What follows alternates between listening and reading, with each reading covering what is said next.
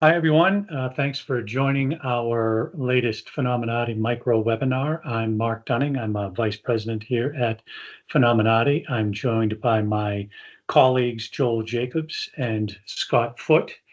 Um, Guys, this week, I just came out today. I saw a Security Week article by Kevin Townsend that was titled Fraud, a Growth Industry Powered by Gen AI.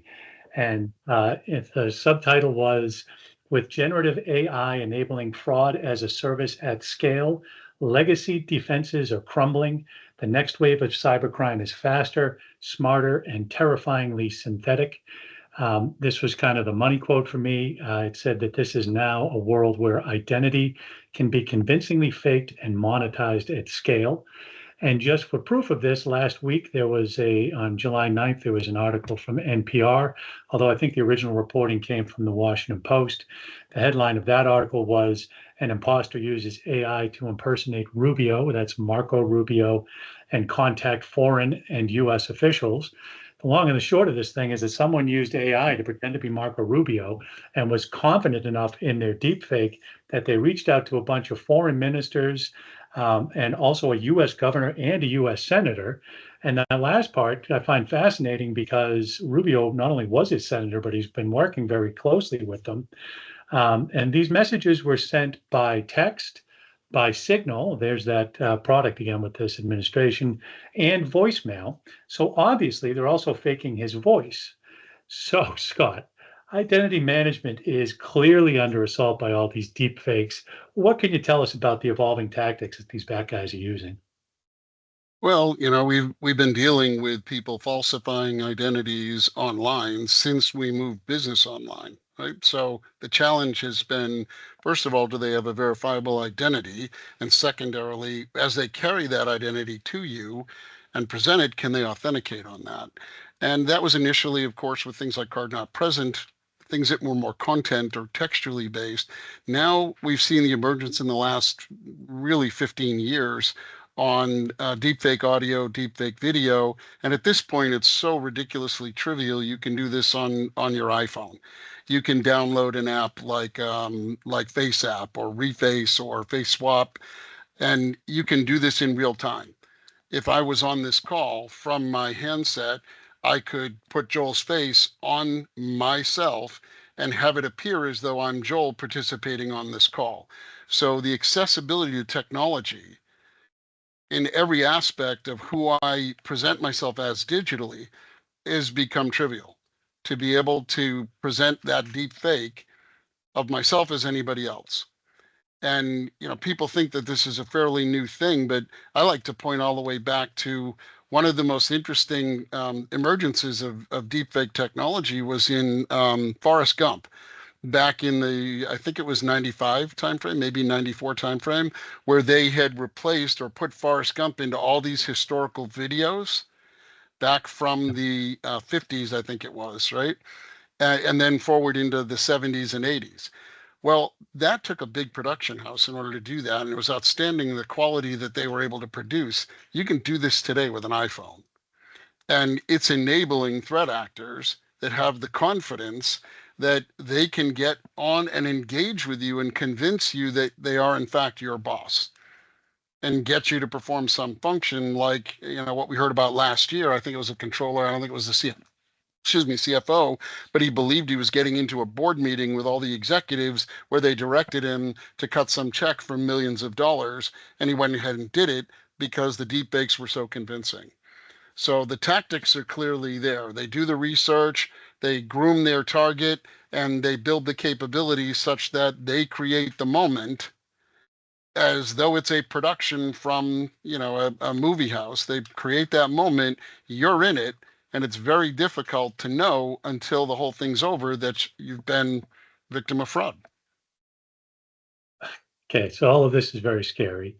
Joel, what should companies be doing about this to protect themselves? This is a natural extension of social engineering. It's just non-humans who you're engaging with. The attempt to get authorization through authentication has been the kind of attack of phishing and smishing and vishing over the last dozen years, but it's going to another level where the attempt is to get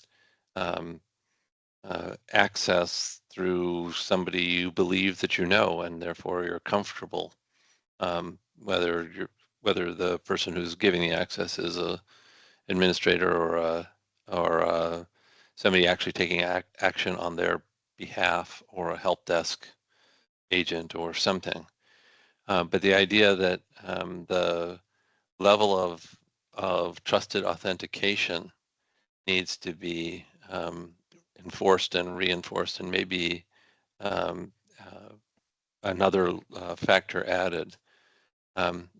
Multi-factor authentication is explicitly for that, the mechanism of taking the easy thing off the table and getting to a harder additional factor for authentication. And in some cases, the kinds of capabilities that are now available help to defeat that second factor. There used to be callback mechanisms or something to that effect for the second factor, and that's increasingly insufficient, or decreasingly sufficient for the kind of assurance that we need. Just as the standard security questions are increasingly findable, the answers to the standard security questions are increasingly findable through better analytics and AI, especially if you use truthful answers to those, as opposed to fake answers that only you know. So there needs to be increased awareness about the fact that these attacks are available, and they're not just going to be through core electronic means. They're going to be interfacing with people in your organization in ways that are very convincing. Yeah, I think that's kind of the big thing for me, is that just how convincing it is, but also who are the targets these days, because you can be a smaller company and be a target. That used to not be the case. It wasn't worth the effort to invest the resources to go after small targets. Now, as Scott has said, the amount of effort it takes to do this, some of these things, is relatively low. So it's worth it to these guys to go after smaller targets.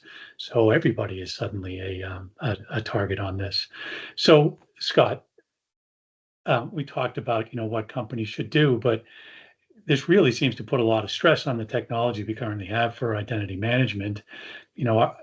Where do we go with the technology on this to try and protect ourselves going forward?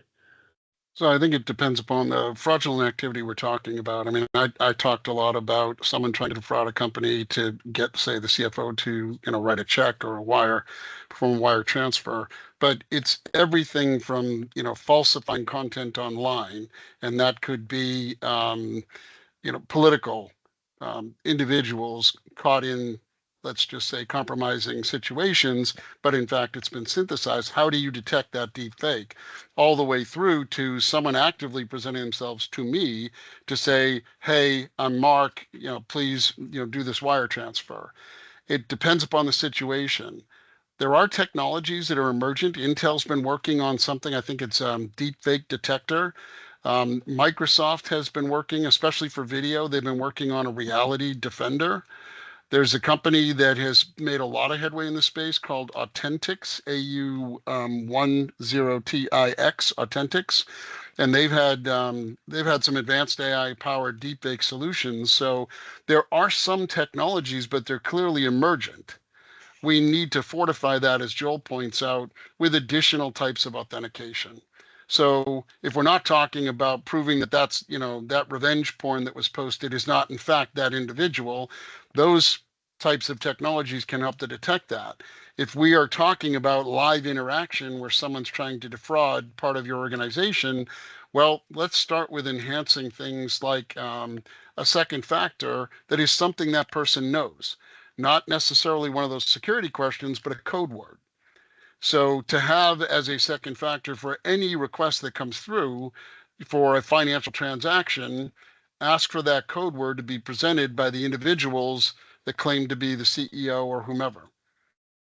Yeah, I It's think a combination of controls, I guess, is what I'm getting at. yeah, that's very good advice. I think anything that gets you ultimately back to a human interaction, a human to human interaction is your best bet. And code words is a good thing to do that. That's not something that's going to be available online. Well, thanks, guys. I really appreciate you taking the time to talk about this today. And you know, if you're watching this right now and you need any help with identity management or have any concerns around any of this stuff, please reach out to me. I'm at mark@phenomenati.com, or you can look at us at phenomenati.com, and we'll talk to you guys soon.